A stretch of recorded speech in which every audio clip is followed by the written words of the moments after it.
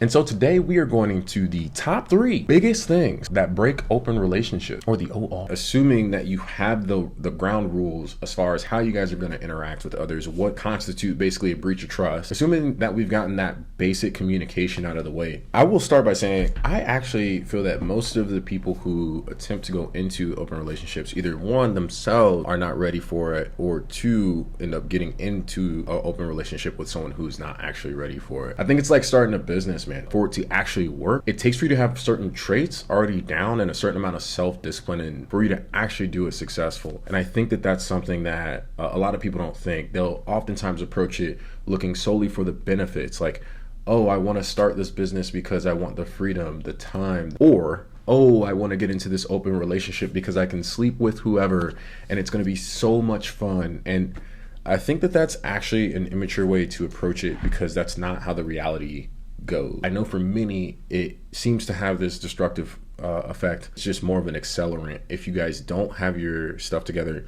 as far as communication, as far as the foundational things that will make the relationship work, I do think that it will speed you towards whatever the destination will be, whether it be making it deeper and you guys get tighter, or it'll speed the relationship up towards the end. And so that's just my personal assessment of it. When you look at the Googles, the AI overview says that the top problems: jealousy, communication issues, self-esteem issues, starting with jealousy. So if you're going to choose to potentially for you to share them with someone else effectively, or for you to be shared, I think it's inherent that every now and then you could feel a little jealous. And I think that that's okay. I think that we all have instincts, or like different pasts and different things that may get aggravated or inflamed. And at least from my relationship, what I've found is jealousy is actually, again, just something else to communicate around. At least for us, being open and honest about when you feel jealous, and then that should prompt the next question, which is, why do I feel jealous? What about this situation makes me feel jealous, or allows me to feel jealous? Why am I feeling triggered?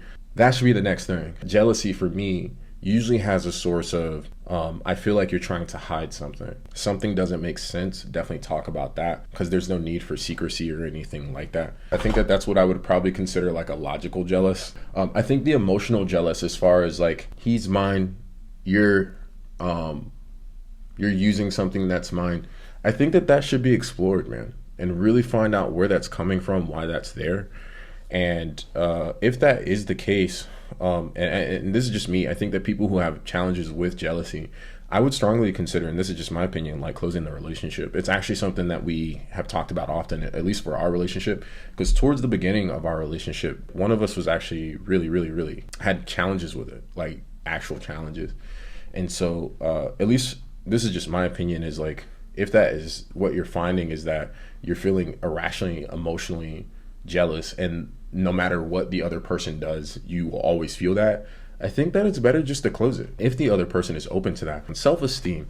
I think this self-esteem is one of those things that could actually be impacted a lot in open relationships. You guys are both dudes. It's inherently, in my opinion, got a degree, or can have a degree of competition if you have a competitive nature. If the other person is getting more play than you, or attracting a different type of person than you, or criticizes your choices in other people, it can actually mess with your self-esteem if you let it. I think that the best thing to do here is really just talk through it. If it is the person, if it is me being the person that is like feeling some type of way because like other people keep choosing my partner, right? Then it's like, I need to, this is just me. I would talk to them about it, and either one or two things. Like, it's like, again, if it's not something that you can actually emotionally handle, and it's actually like really making you feel insecure, and I would recommend closing it.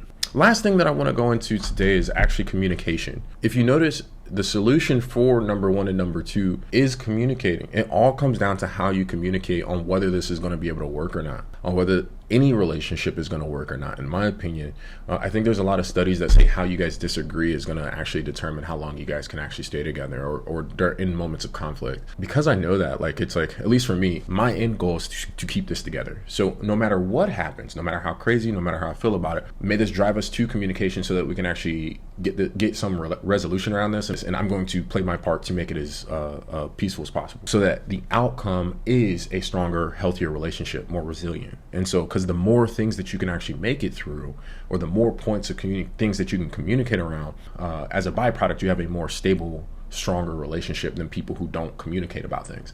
And that actually is one of the things that I really like about open relationships, is now, instead of me having these deep, dark desires around like, hey, look, I know that this person looks good. You know that person looks good. I have this feeling that like, hey man, I think it'd be cool if we could hook up. You even thinking it, but now it's like you feeling some type of way because I'm actually thinking about it. When it's like we're both humans, let alone dudes.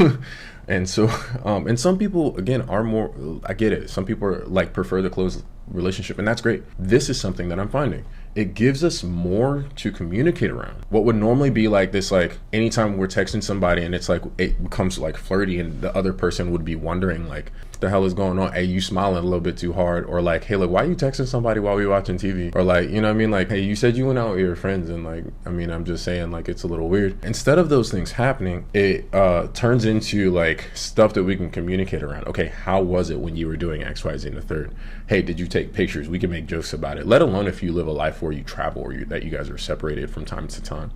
I think that it opens up spaces that would normally get swept under the rug. Also too, it's an opportunity for you guys to do stuff together, which is also something that I hadn't experienced. I had a lot of experiences, at least for me, with guys that I still wanted to do. And I think it was awesome that I could actually do it with my husband. Like we could do it together. We could have these experiences together. That was really cool to me, as opposed to in the past, none of my girlfriends was going to be like, hey, look, let's go f somebody, to be honest. And my ex said she was going to be open to it, but I think she was lying. And so it could bring you together from an activity standpoint as well. How it could turn into just normal texting or normal conversations with someone else, or just how we're out in public and you have to avoid certain reactions and that type of thing. It's like it turns into an opportunity to deepen the relationship. So does all the emotional stuff that you experience while you're working through this or doing this thing together. And so it's like, again, I feel jealous. I think this person's cute. I'm not feeling like horny at all to where I don't want to do this thing with you. It's given us both an opportunity to be able to actually talk about how we feel about things, which is apparently really, really helpful when you're trying to actually deepen relationships, you know, to my own surprise, right? Like